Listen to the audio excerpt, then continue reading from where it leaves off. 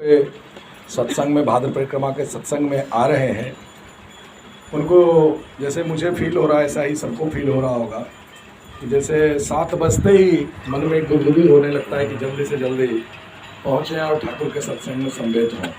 और बहुत ही सौभाग्य की बात है जो ठाकुर जी के भाद्र परिक्रमा का सत्संग प्राप्त हो। एक्चुअली हम सभी जानते हैं भाद्र परिक्रमा का सत्संग क्यों हो रहा है, क्या कारण है भाद्र परिक्रमा ये सत्संग 30 दिन होने का, पूरे महीने होने का, या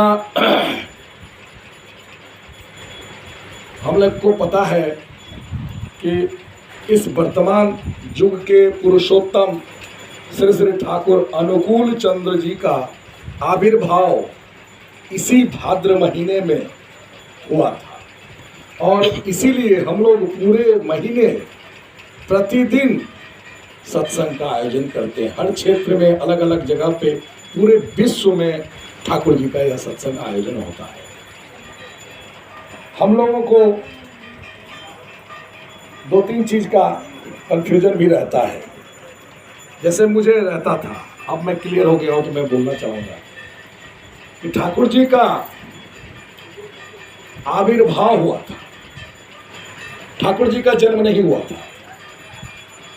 जैसे भगवान श्री राम ने अवतार ग्रहण किया, आविर्भाव हुआ, भगवान श्री कृष्ण ने अवतार ग्रहण किया, आविर्भाव हुआ, वैसे ही श्री श्री ठाकुर अनुकूल चंद्र जी का आविर्भाव हुआ है।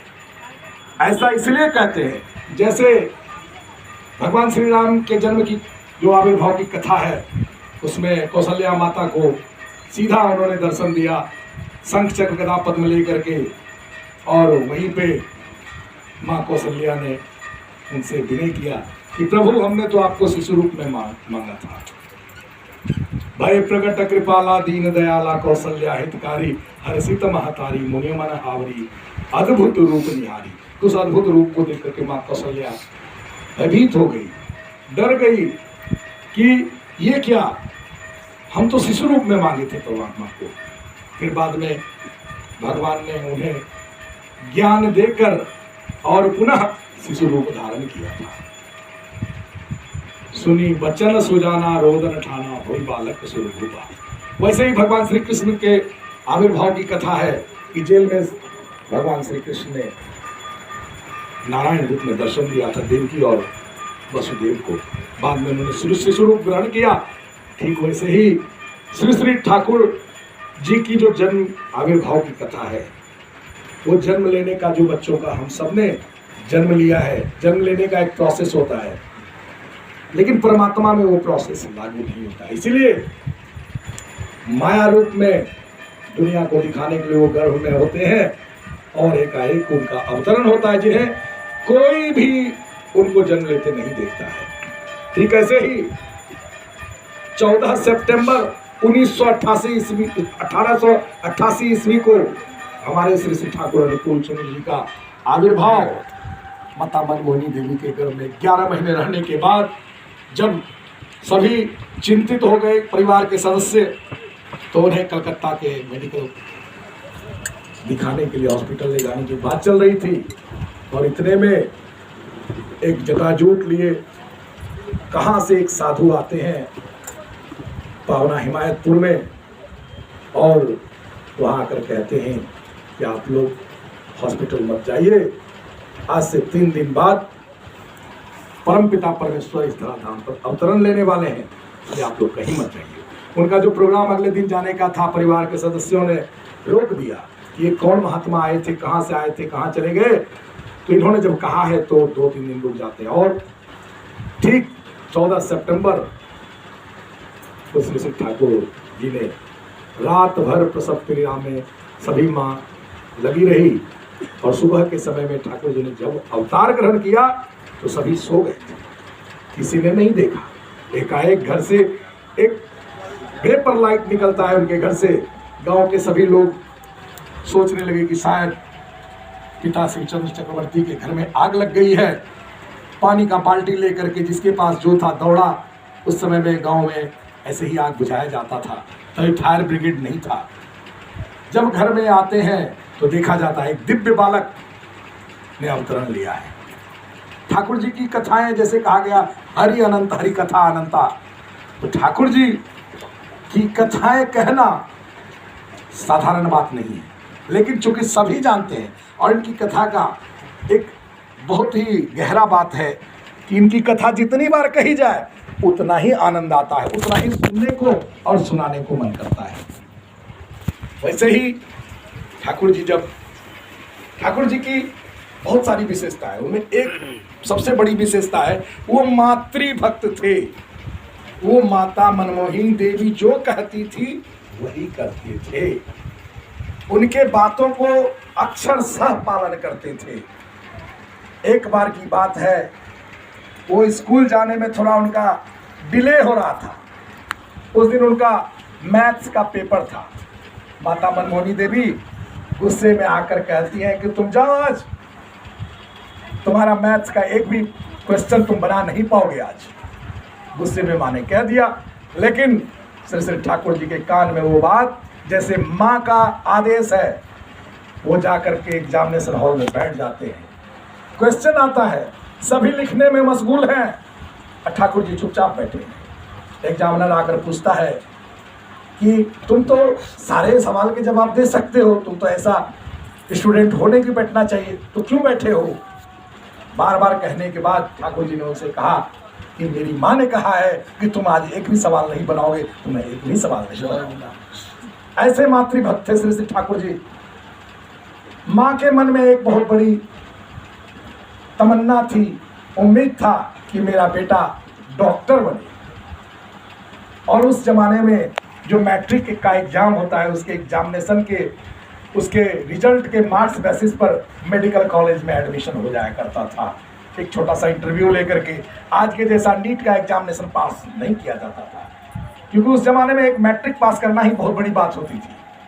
माता मनमोहिनी देवी ने ठाकुर जी को एग्जामिनेशन के लिए फॉर्म का फीस दे करके उनको दिया, लेकिन उनसे कहा नहीं कि मेरी इच्छा ये है कि तुम मैट्रिक पास करो और डॉक्टर बनो। लेकिन वो जो पैसा दिया माता मनमोहिनी देवी ने, ठाकुर जी का दूसरा विशेषता जो है वो परम दयाल। हम लोग कहते हैं परम प्रेममय परम दयाल।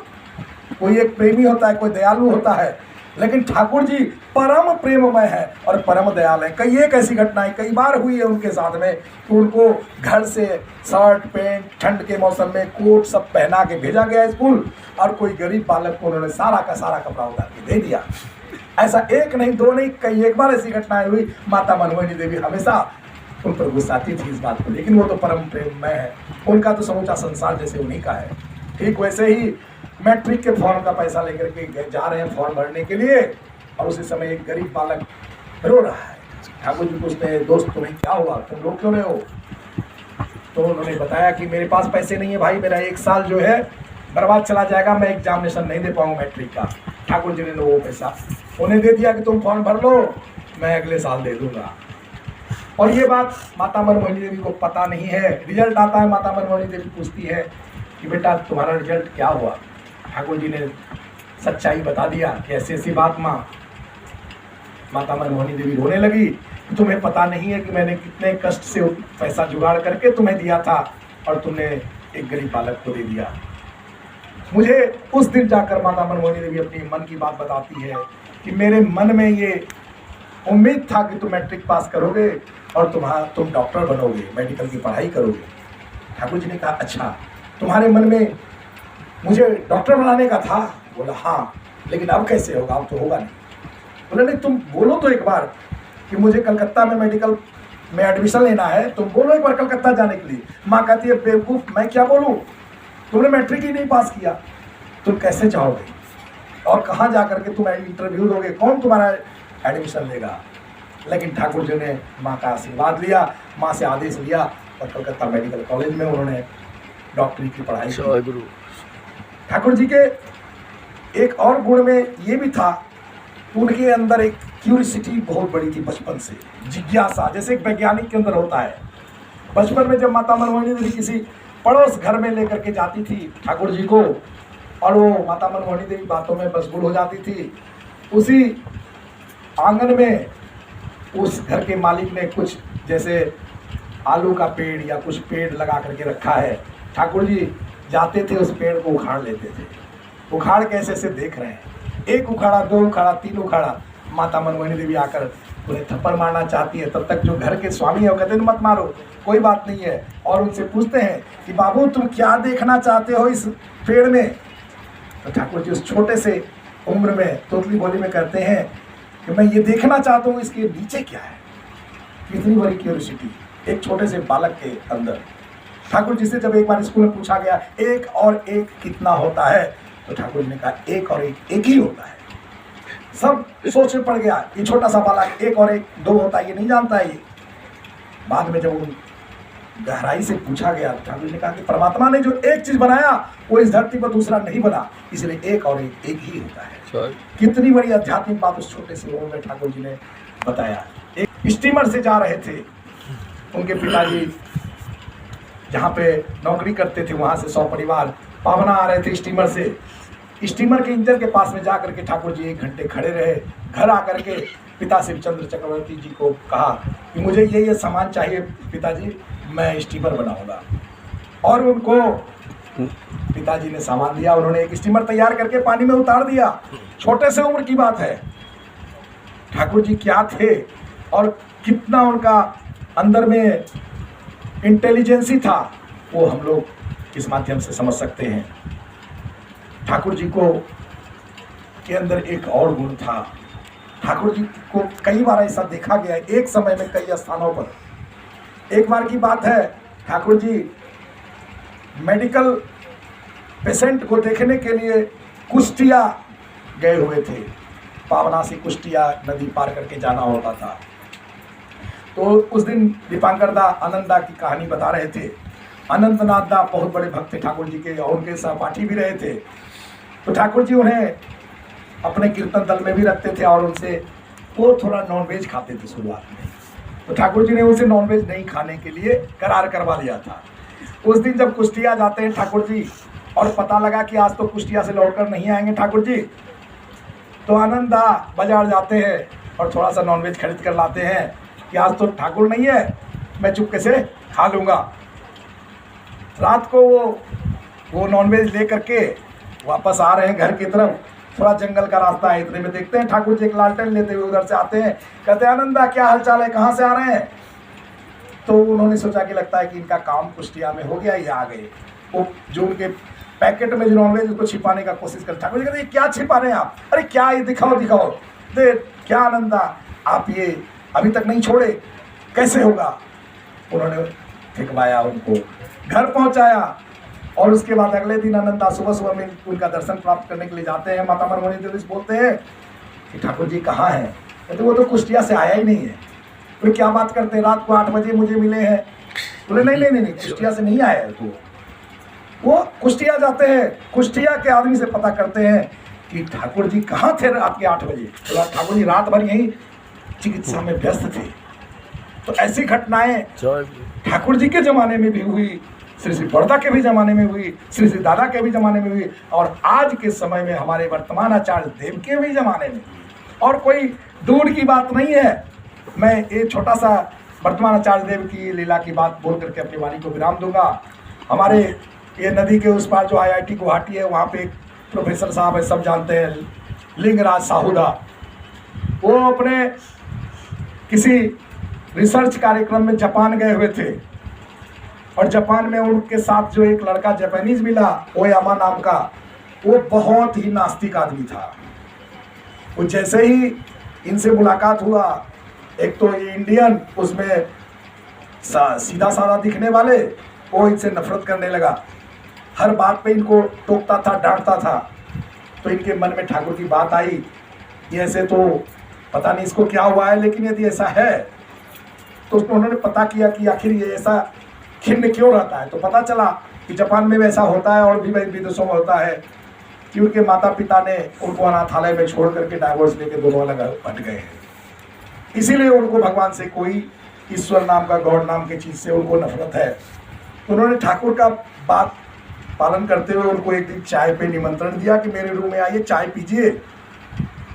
वो आते हैं और आचार्य देव का फोटो हमेशा हमारे लीला साहुदास हमेशा साथ में रखते हैं। वर्तमान आचार्य देव का वो फोटो उनके रूम में लगा हुआ था। वो जो जापानीज ओयामा नाम के उन्होंने आते ही पूछा कि ये कौन है, तुम्हारा भाई है, तुम्हारा पापा है, कौन है? तो उन्होंने कहा ये हमारे गॉड फादर है, ये हमारे सुप्रीम फादर है। बस वो गुस्सा हो गया, बोला व्हाट इज सुप्रीम फादर? यदि ये सुप्रीम फादर है तो ये हर जगह है? बोला यस। बोला तो एक काम करो, यदि हर जगह है तो यहाँ भी होगा? बोला हाँ एकदम यहाँ पे है। तो वो जिद पकड़ लिया कि यदि यहाँ पे है तो अभी के अभी बुलाओ, नहीं तो तुम्हें मैं इस थप्पड़ से मारकर बर्बाद कर दूंगा। लिंगराज साहुदा अब समझाना चाह रहे हैं, वो समझना नहीं चाह रहा। वो कह रहे नहीं, तुमने कहा सुप्रीम फादर है, सुप्रीम फादर हर जगह होते हैं और यहाँ पे भी हैं, तो तुम अभी के अभी हमको दिखाओ, नहीं तो मैं तुम्हें मारूंगा। साहुदा के मन में तो डर आ गया, भाई हमने तो विश्वास हमारा है, हाँ वही सुप्रीम फादर है और हमने बोला है, हम इसमें कोई गलत काम तो नहीं किए, इस स्वार्थ का काम किए, लेकिन ये तो आदमी हम पर मारपीट करने को तैयार है। लिंगराज साहुदा ने कहा कि ठीक है। उन्होंने विचार किया कि 5 मिनट हम नाम करेंगे और बाकी जो मारेगा तो मारेगा। बोला ठीक है ठीक है ठीक, कोई नहीं, हम 5 मिनट टाइम दो। बोला क्या करेगा? मैं बोला मेडिटेशन करूँगा। बोला ठीक है 5 मिनट तो 5 मिनट, 5 मिनट से 1 सेकंड ऊपर जाएगा तो मैं तुम्हें थप्पड़ मारूंगा। उन्होंने एक टॉवल बिछाया, उस पर अपने बैठे, एक सामने टॉवल बिछाया, ऊपर करके ठाकुर आचार्य देव का फोटो रख दिया और नाम करने लगे। नाम तो कर रहे हैं लेकिन 5 मिनट की बात है, वो बार बार कह रहा है कि 5 मिनट से 1 सेकंड ऊपर जाएगा मैं थप्पड़ मारूंगा। क्लियर है कि 5 मिनट में उनको थप्पड़ लगने वाला है। उनका नाम क्या होगा? वो सिर्फ टाइम पास कर रहे हैं और मन ही मन आचार्य देव से कह रहे हैं आचार्य देव मैंने तो कोई ऐसा गलत काम नहीं किया, ये तो खामखा कहता रहे हाँ भाई मुझे मार वाली बात, मैंने इसको बुला लिया, ऐसा हो रहा है। 5 मिनट नाम करते करते लगा साहुदा को क्या 5 मिनट, लेकिन देख रहे हैं कि कुछ नहीं हो रहा है। 5 से 10 मिनट का अंतराल लगभग उन्होंने महसूस किया कि अब तो 10 मिनट हो गया। तो धीरे से आँख खोल करके देखते हैं तो देखते हैं बगल में वही आदमी ओयामा बैठा हुआ है।